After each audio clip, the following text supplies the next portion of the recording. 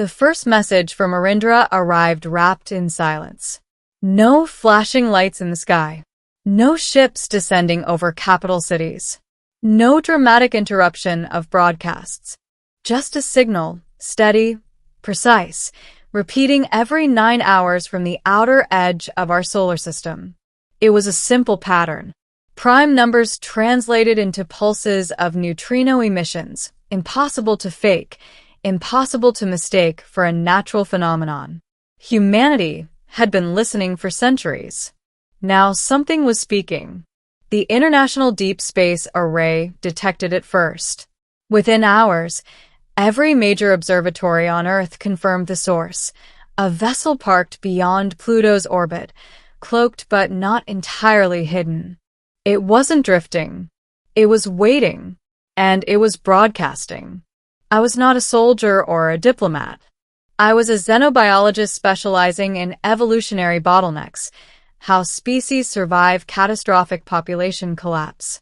My research had mostly involved Earth's distant past, volcanic winters, pandemics, extinction-level events. That's why my phone rang at 3 in the morning. "Dr. Cale Arden?" the voice asked. "Yes. We've received a communication. It's specific." "Specific how?" "It's addressed to you." I thought it was a joke. It wasn't. The invitation, the message, once decoded, was stunningly direct. To the species called human. To the one called Cale Arden. "We request dialogue. Our world has lost its males. We seek counsel." I read it 3 times before looking up at the council chamber filled with nervous officials. "They want help with reproduction?" one of the ministers asked bluntly. "It's not that simple," I said. "If an entire sex disappears, it's not just reproduction that collapses. Social structures, genetic diversity, long-term viability, everything fractures." "Why you?" "Because my published work outlines theoretical recovery models for single-sex survival." A general crossed his arms. "Or it's a trap." "Maybe," I said. "But if it's not, then somewhere out there is a civilization facing extinction." Silence settled over the room. In the end, curiosity won over fear. It usually does. First contact in the dark. The shuttle that retrieved me was nothing like the metallic discs of fiction. It resembled a lattice of light woven into a sphere, shifting colors like a living aurora. It didn't land. It phased into the atmosphere, enveloping me in a field that felt like warm static. Earth vanished. Stars stretched into threads. Then the threads snapped back into points.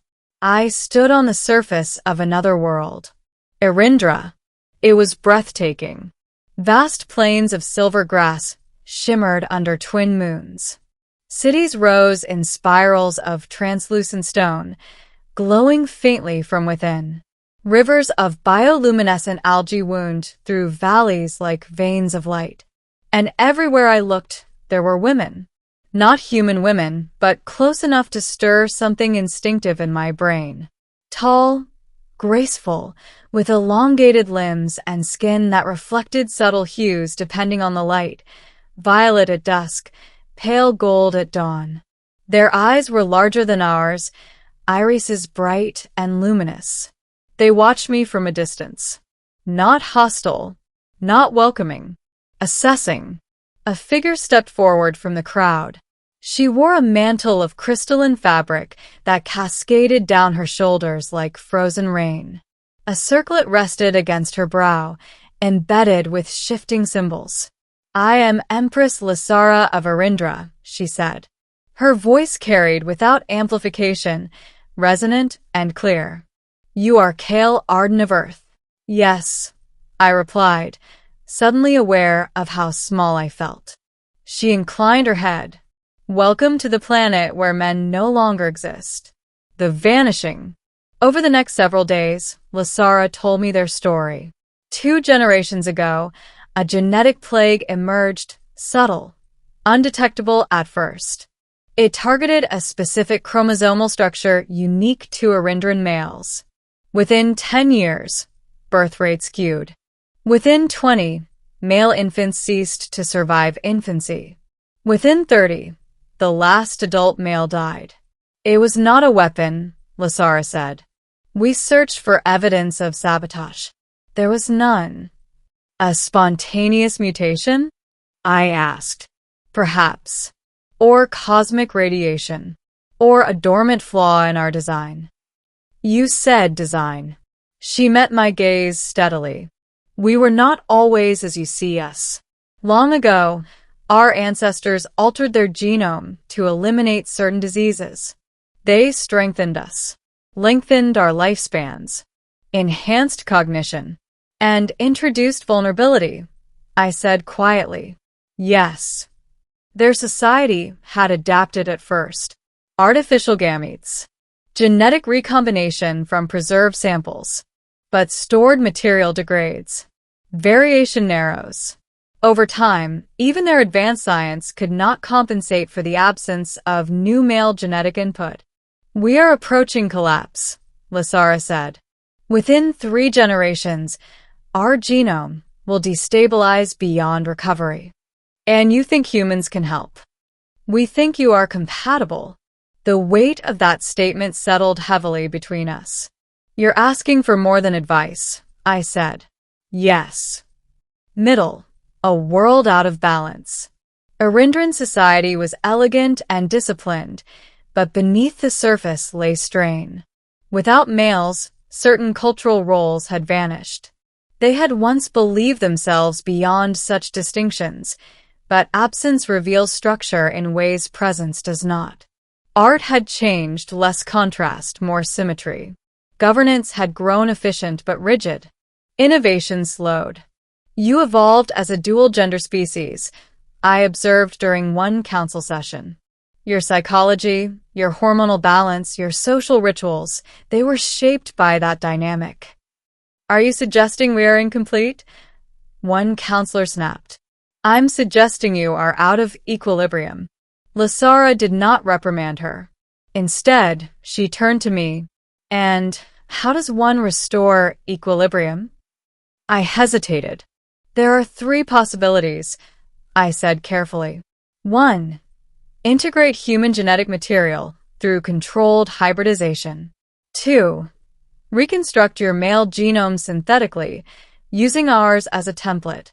3. Relocation, bringing human males here. A murmur rippled through the chamber. That would alter our civilization irreversibly, another counselor said. Yes, I replied. So would extinction. After the session, Lasara walked with me along a terrace overlooking the capital. You speak boldly, she said. You asked for honesty. She studied the horizon. If we invite human men to Arindra, we risk cultural erosion. If we do nothing, we vanish. And if you limit integration to a small group, I suggested. Volunteers. Carefully structured exchange. She looked at me then, not as an empress, but as a woman carrying impossible responsibility. And would you volunteer, Kale Arden? The question hung in the air. I came here to advise, I said. Advisors rarely remain neutral, she replied softly. The resistance. Not all Arindrans supported the idea. A faction known as the Pure Continuum believed survival without males was possible through further genetic refinement. They saw human involvement as contamination. You would dilute us, their leader, Vareen, declared during a heated assembly. Bind us to a species prone to violence and instability. And you would gamble your entire civilization on untested modifications, I shot back. Your genome is already fragile. You presume to understand us. I understand extinction, I said. I've studied it my whole life. The debate grew fierce. Meanwhile, Earth waited anxiously for updates. When I transmitted the proposal for voluntary exchange, the reaction was explosive. Religious groups protested. Politicians argued. Thousands of men, however, submitted applications within hours. Loneliness is not exclusive to one planet. The choice. One evening, Lasara summoned me to a private chamber. The room was circular, walls etched with flowing patterns that pulsed faintly with her heartbeat. I have made a decision, she said. The council? Divided. But I am Empress. And we will initiate a limited integration program. Relief washed through me, followed by a sobering realization. You'll need a symbolic union, I said. To legitimize it. Yes. Her gaze did not waver. Tradition demands that the first bond be mine. My pulse quickened. You're asking me? I am offering you a choice, she corrected. Not as a subject. Not as a specimen. As a partner. This isn't just political for you, is it? I asked quietly. She stepped closer. Do you believe I would entrust my world to someone I did not respect? That's not what I asked. A faint shimmer crossed her skin, a tell I had learned meant vulnerability. I have watched you among my people, she said. You do not see us as curiosities. You see us as individuals. And you? I see you, she replied. The silence between us felt charged, not unlike the moment before a storm. Kale, she said softly, dropping titles. Are you afraid? I considered the question. Of losing Earth? Yes. Of being the first human woven into another species' destiny? Absolutely. But fear was not the only thing I felt. No, I said finally. I'm not afraid. The bonding. The ceremony took place beneath Arindra's twin moons. Thousands gathered in the capital's central amphitheater. Holographic projections transmitted the event to Earth, where billions watched. Lasara stood beside me in ceremonial attire, her mantle woven with strands of living light. I wore a formal uniform from Earth, its fabric suddenly feeling terribly simple. A circle of luminous sigils ignited around us. This union, Lasara declared, her voice amplified across continents, is not conquest. It is collaboration. Not surrender, but survival. She turned to me. Do you enter this bond freely? I do. Do you accept the weight of two worlds? I swallowed. I do. When she took my hands, warmth spread through my palms. Irindran bonding was partly biological, partly neural. A resonance field activated, synchronizing our heart rhythms, our neural oscillations. It was intimate in a way I had not anticipated, not merely physical, but emotional. Memories brushed against mine. Her childhood beneath violet skies. The day the last male died. The silence that followed. She saw my memories too. Earth's oceans, my sister's laughter. The first time I looked through a telescope and felt small. The connection deepened. For a moment, the universe narrowed to the space between us. Then the amphitheater erupted in light. Across Arindra, dormant genomic matrices activated, designed to incorporate human compatibility sequences. On Earth, scientists monitored the data in stunned awe. The first bridge had been built, ending, two worlds, one future. Integration was not instant. It took months for the first wave of human volunteers to arrive. Cultural exchange centers were established. Language programs expanded.